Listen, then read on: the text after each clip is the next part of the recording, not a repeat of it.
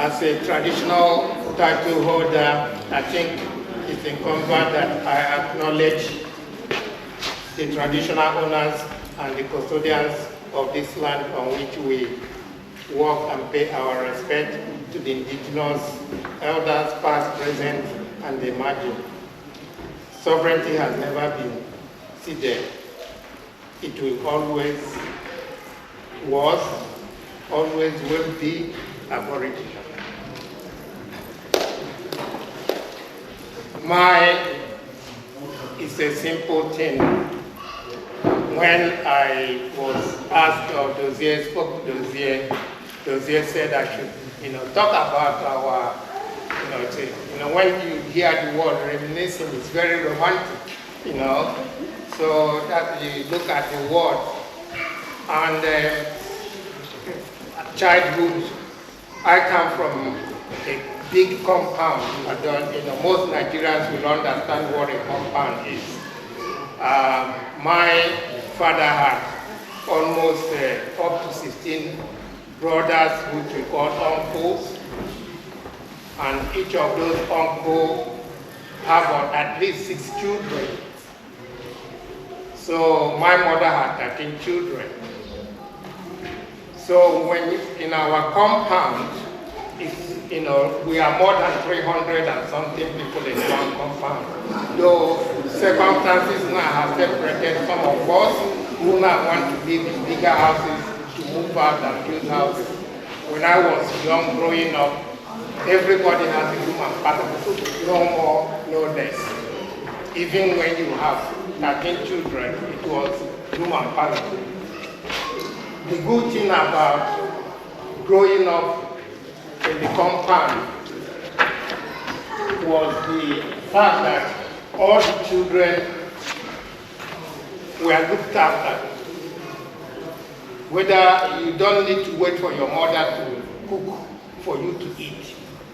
So we wake up in the morning, you can walk straight into your uncle's wife. We don't have the word actually uncle, it's brother.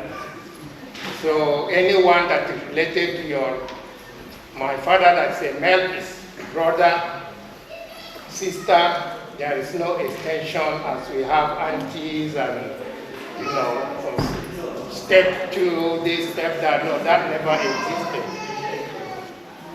But it was a life full of fun. Very much so. In the compound, there were so many children, and that was why my mother said I couldn't wait. I walked at the age of 6 months because I was following all the other kids who were playing. I couldn't wait to follow them, and one day I stood up and started running with them. That's what the society, and that's the way we were brought up. So one of the things I learned as a child growing up, I just say some of them and then I start telling you stories about them. It's a deep sense of sharing, deep sense of caring, communal responsibilities, and looking after one another. That was the principal things of my childhood. When I was very little, we started as the young children, roughly from 3 years old, 4, 5, we started building houses in the middle of the compound, where we go and cut cocoyam leaves, people call it taro, and we build a house, and we make imaginary fires. And we will gather sand and use some things, and we cook. And we eat imaginary food. That was how we grew up. As we get older, we started doing the real thing. We will go to the bush and we will cut palm leaves. We will get banana leaves in the middle of the compound, and in the middle of the compound we have a big hall called Obi, which is where we normally gathered, or people gathered, especially in the evening after coming back from work or farm. And it was there that we were educated by stories. That's where our father, the grandparents, everyone came to tell us stories. And I remembered as a child when I was listening to these stories from them, I was thinking, these people are really old. But I never thought that time would come. And here I am, telling you the same story. So we grew up, after about 5 to 6 years, we would go and cut all the palm trees, we would build houses in the, build a hut, we would cut the banana leaves, we make beds, we cook real meal. And this is when it becomes important. We had my grandmother. When we graduated from cooking with sand and the imaginary thing, we started cooking the real meal. And when I was young, there were certain things that were important you have to know.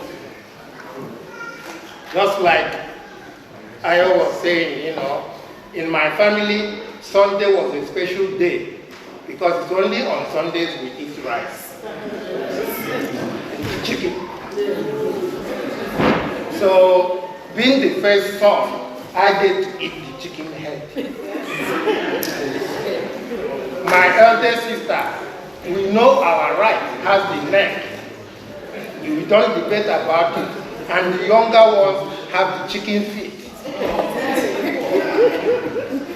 My grandmother has the hip and the liver that belong to her. These are exclusive lists. You don't tamper with. So, and there are a lot of things that excited, us for small children. We don't play with our clothes on. When we want to play, we played, we went from the green orange before the ripe was our ball. And then sometimes our ball is just gathering some papers and then wrap them around and we play like hell and we have the best fun. Then we graduated into the plastic ball that we use, and then we even had the tennis ball, and that's where you find professional soccer players because they will dribble you, they control the ball. These are the sort of things I remember as a child. And then because as I said, we are very many as children growing different ages. At night when we gather, our father or the great grandparents will be telling us stories. I didn't know how big the tortoise was because every story in Igbo land has tortoise in it. And the tortoise was supposed to be the most knowledgeable animal in the world. So the day I saw the tortoise life, blinking the eyes, I was so disappointed.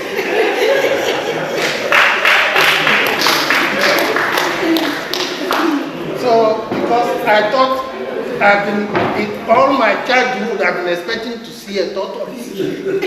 This mischievous animal that tried to con all the other animals, and yet, when you see the tortoise, it will just continuously That was my upbringing as a child. One of the things we love as a child growing in Omopra's compound is the rainy season. We enjoy the rainy season. In the rainy season, we all come out, we throw our clothes, we run out naked, playing with the water. We use, some of the papers, we build the canoes and we'll be chasing them, and we were safe. among other things, there is that sense of being safe within the premises of your community. Nobody is looking after you to say, where is this boy? Or, the type of the growing up that people are now experiencing, which I call to be almost that they are in prison because they never had the liberty and the freedom we experienced as child growing up. And as I said, Sunday was the best day, not just because of the chicken. It's only on Sunday we wear shoes. Because we have to go to church. So we have to dress up for God. We don't go to church looking ragged. So that was also the part of our upbringing. And going to church was fun because when we dress up, the music is already in our head. As we go to church, you are so happy going to church. Then we talk about going to school. Though in my own case, the school was not very far from our house. However, what happened is that the children that live far away, we come out at the gate, at our gate, we wait for them. And the ones that come, they join. From each compound, we come out and we just go out, and then we are all going out in droves. As we go, we play with each other, fight against each other. As I said, one of the things we don't do, don't date our clothes. It was so important because when you go to school with the dated clothes, you can be sent back home because your clothes are supposed to be neat. Now, coming to other areas of, discipline that we also understood as growing up. When we wake up in the morning, even this started before we know how to sweep. The boys are the ones that sweep the compound. The girls are in the kitchen or sweep the backyard with their mom. But we as the boys, our responsibility is to keep the compound clean. So that is why I say that our growing up, we learned about responsibility from childhood, and that implant of sharing. Now, you may not believe it that in my place when we were young, we can share one peanut into 8. So the one peanut can be broken, the one side, the other side break it, and then we share. By then it's no longer peanut. But it's the same sense of sharing that we all participated in eating the peanut, but not the quantity or the quality. And that was also instilled in us as children growing up. So growing up, as I said, was fun, very much in any sense. As I said, my mother has 13 children. I happen to be the third child, but the first son. So I have 2 girls in front of me, and I think another 3 girls after me. But when you grow up in those situations, you learn a lot. Even though I was the third child, but being the first son, there's so much responsibility instilled on me to understand you are the first child, not just because you are the third one. It's just you are the first. Because you have to do a lot of sacrifice. So, in our, African tradition, and I think this is mostly for every, this can be related to the Yoruba land, the Gala, or the anywhere. It's how we are all molded together in the sense of responsibility. Now, when I was growing up, as I said, if I come back from school and my mother is not home, I can walk into any of the women that are married in the family and tell them that I'm hungry. They don't need to ask me where is your mom or your dad. All they need to do is to give me food. So automatically, that makes me, or that made me to be, them to be responsible for me. And also, now that I'm an adult, it also makes me to understand that I'm also responsible for them in their own needs. And that's why some of us work so hard and carry so much responsibility. It's because of the sacrifice some of them are from childhood put on us. We can't just forget about it. So, as I said, my part is to tell you more all about my childhood. I wouldn't go to the secondary school and the university because that will keep your mind waiting.